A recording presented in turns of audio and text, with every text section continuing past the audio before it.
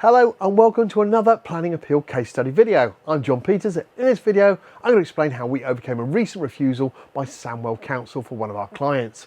This planning appeal was to overcome the refusal for a single-storey rear extension that was refused by the local authority Sandwell Planning Department. Our client was initially booked in for a free no obligation consultation to run through the refusal reasons that had been stated by Sandwell Council and to evaluate if an appeal was viable or if an alternative would be best suited for them. The free no obligation consultation, which took around 20 minutes, found that this case was viable for appeal to the Planning Inspectorate, taking the decision process away from Sandwell Council Planning Department. This case was refused by Sandwell Council for the following reasons. It is considered that the proposal would be contrary to policies relating to the design quality and urban design principles of the Site Allocations Delivery Development Plan document and the Revised Residential Design Guide 2014 SPD, and that the proposed length and width of the single-storey extension would exceed the 45-degree code to an extent that would impose an imperceptible loss of light, outlook and the effect of overshadowing to the neighbouring property. Rear extension planning applications like these seem to get refused fairly often, especially where a direct neighbour has made an objection. Unfortunately, many people don't appeal these cases, although they have the best success rates when appealed at a certain level of appeal statement. That includes a very comprehensive and robust appeal statement. Simply submitting a 4-5 page document will not get the results you want. The planning inspector in this case identified the main reasons for this appeal was the impact of the proposal upon neighbours' residential amenity with regard to light, outlook and overshadowing. The planning inspector stated the following in the appeal decision. The assessment appears to largely rely on a breach of the 45-degree line as a refusal reason in relation to neighbouring amenity. Whilst the proposal may be in breach of the 45-degree rule, I do not find that breach of this guidance should automatically result in a refusal. It turns to consider actual impact on the site-by-site basis, albeit it is a useful starting point for the assessment.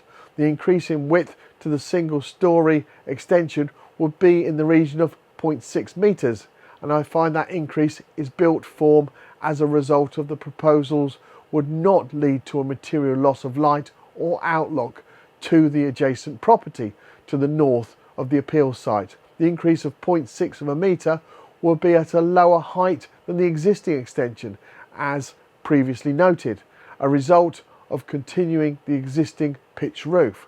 The extension essentially already exists, and that the increased width at a lower height towards the rear boundary will result in an additional impact on light and overshadowing or tunnelling sufficient to warrant refusal.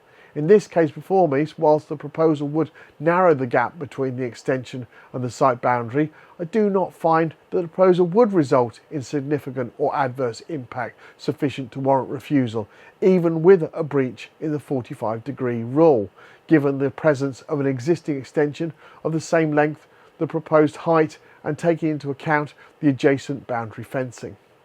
Many of you who have similar refusals are repeatedly stating that you've had little or no correspondence throughout the application process, and the first thing you knew was receiving the refusal notice from the council, and in some cases when you receive a letter from ourselves.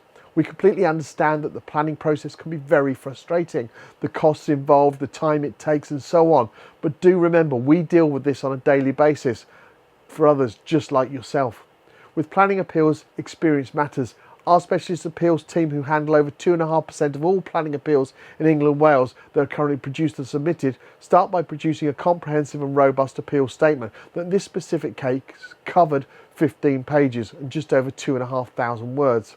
It's important to detail in an appeal statement where the local authority failed in their assessment of the case and how, where possible, both local and national policy applies in favour of the appeal. Additionally, if possible, bringing in similar cases that the Planning Inspectorate found in favour of at appeal. Obviously, with the back catalogue we have of wins, we're able to use these cases and what the inspector said in them as an argument to support the case we're working on. Once an appeal statement is completed, we send the document to our client asking them to check that they're happy for us to submit the case. If we need to add any additional information that the client may have forgotten previously to supply, it's done at this point and the case is then submitted.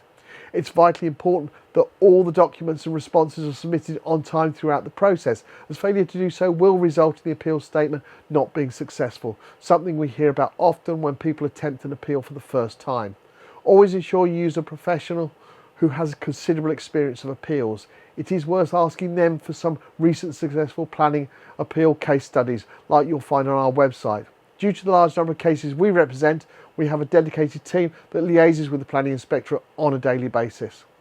For this appeal, an independent planning inspector from the Planning Inspectorate visited the site on the 6th of December, and we're pleased to confirm that the appeal was upheld and permission granted on the 10th of December in a 3-page decision notice. If you'd like to find out if we can help you with your planning appeal, complete our online form on our website www.planningappealsuk.com, and our new case support team will arrange for a free, no obligation consultation with one of our planning appeal assessment professionals. Thank you for taking the time to watch this planning appeal case study video, and I look forward to producing the next one very shortly. Bye for now.